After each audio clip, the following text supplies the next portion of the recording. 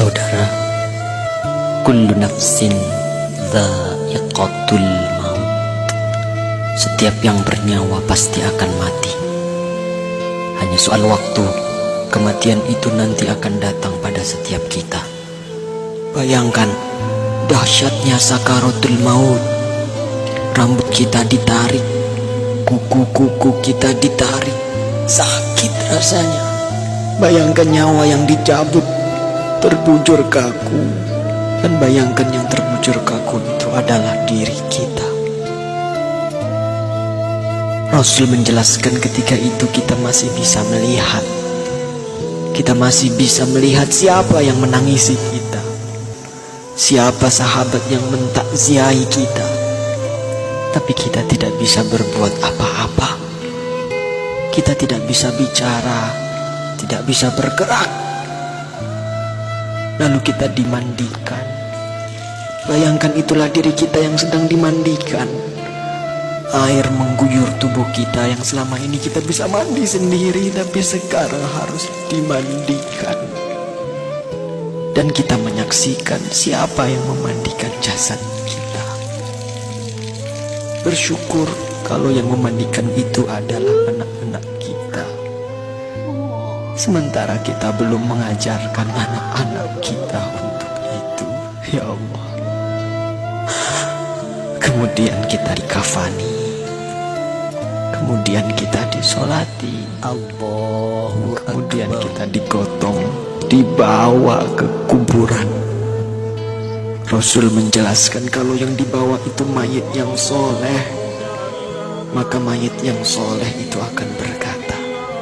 Tapi ketika itu tidak ada seorang pun yang bisa mendengarnya, kecuali malaikat dan hewan-hewan. Manusia dan jin tidak bisa mendengar perkataan mayit.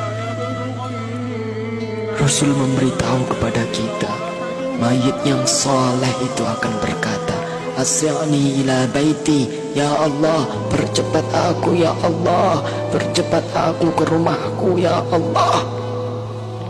Dia sudah melihat surga Allah. Dia sudah melihat surga karena kesolehan di dunia selama ini. Subhanallah.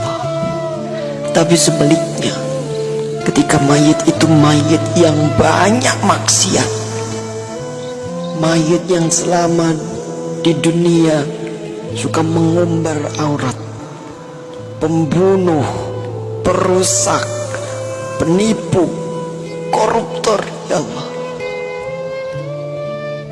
Mayit itu akan berkata, Aina tadhabun?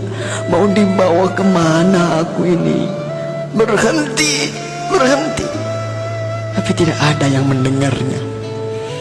Ibunya tidak bisa mendengarnya. Ayahnya tidak bisa menolongnya. Teman-temannya tidak bisa berbuat apa-apa. Dan terus ia dibawa ke dalam kuburnya. Subhanallah. Saudara, semua kita akan masuk ke dalam galian lubang tanah 2 meter. Ketika itu kita masih bisa melihat untuk yang terakhir, siapa yang mengubur kita, siapa yang menutupi tubuh kita dengan tanah. Mungkin keluarga kita, mungkin tetangga-tetangga kita, atau sahabat-sahabat kita. Tapi begitu selesai kita dikubur,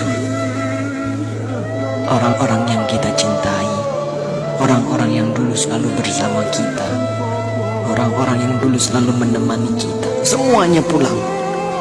Semuanya pulang meninggalkan kita sendirian di kubur.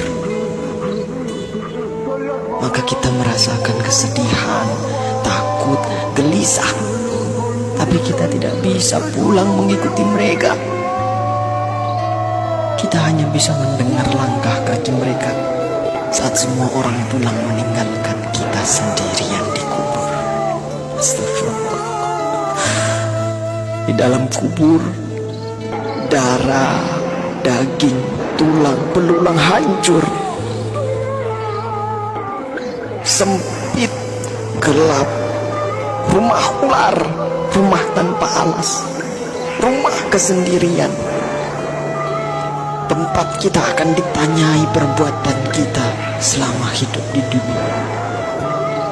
Itulah kubur. Saat itu tidak ada yang bisa menolong kita. Tidak ada kekuasaan lagi.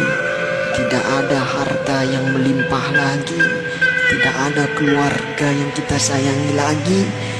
Tidak ada pengawal yang setia lagi. Allah Akbar, Allah Akbar, Allah Akbar. Tapi alhamdulillah, kita bersyukur karena kita masih hidup, saudara. Hari ini kita masih hidup, kita belum mati. Berarti Allah masih sayang pada kita. Allah masih memberi kesempatan kepada kita untuk bertaubat. Allah masih beri kita waktu untuk beribadah sebanyak-banyaknya. Maka inilah saatnya. Inilah saatnya kita untuk bertaubat, saudaraku. Inilah saatnya kita untuk berjanji taat, saudara. Saatnya untuk kita berhenti melakukan kemaksiatan. Saatnya untuk kita berhenti melakukan kezaliman. Saatnya kita membahagiakan keluarga kita, istri kita, suami kita, orang tua kita, anak cucu kita. Saatnya kita berbuat baik untuk negeri yang tercinta ini. Saatnya kita berdakwah. Manfaatkan sisa umur ini untuk menebar kebaikan di sekitar kita. Karena kita tidak tahu kapan kita akan kembali kepada Sang Pencipta kehidupan, Allah Subhanahu wa ta'ala. Katakanlah, sesungguhnya kematian yang kamu lari daripadanya, ia pasti menemui kamu. Kemudian kamu akan dikembalikan kepada Allah yang mengetahui gaib dan yang nyata. Lalu dia beritakan kepadamu apa yang telah kamu kerjakan. Surah Al-Jum'ah ayat 8. Semoga Allah mewafatkan kita dalam keadaan husnul khatimah. Allah makhtim lana bi husnil khatimah. Assalamualaikum warahmatullahi wabarakatuh.